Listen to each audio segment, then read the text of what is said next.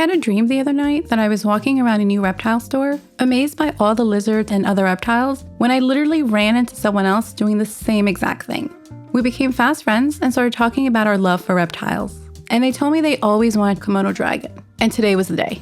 I asked them what they wanted to name it, and they said Cami, short for camouflage, and I thought that was hilarious. Then they started telling a joke, and I woke up.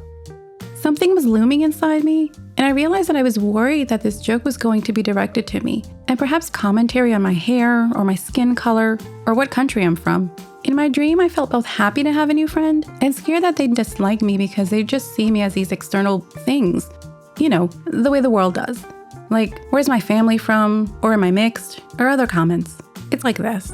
Do you really pray 5 times a day? You don't look like you grew up poor. Where are you really from? You got a license for that wheelchair? You should smile more. Is your hair real? Your English is so good.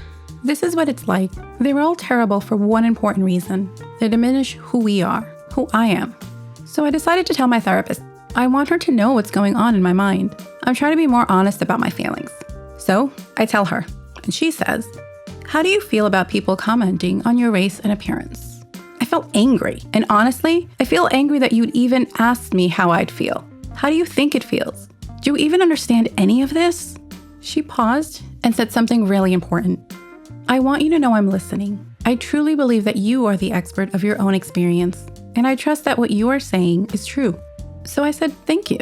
It's frustrating, infuriating actually, to constantly field questions and comments about who I am based on someone else's thoughts about me. Honestly, it's exhausting. And it's not just about my hair or my skin color, but it's also about my body and even about being a woman.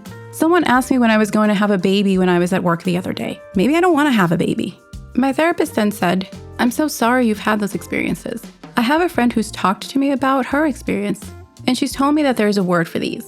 They are called microaggressions.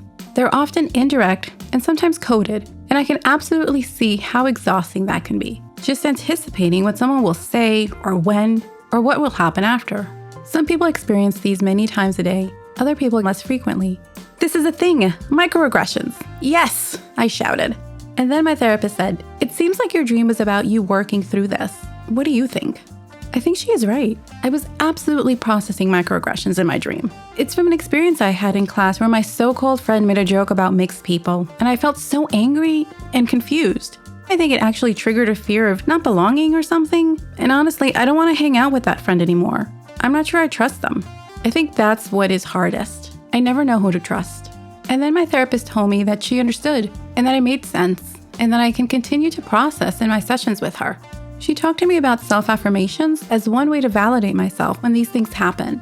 She said this way I could support myself when I'm experiencing these, and I can then advocate for myself. I realized I can create a protective shield when people say dumb things. My therapist also taught me about micro-interruptions. She helped me understand that I can pause and point out someone's biased behavior or language. She said I can call attention to it, address it quickly, and then move on.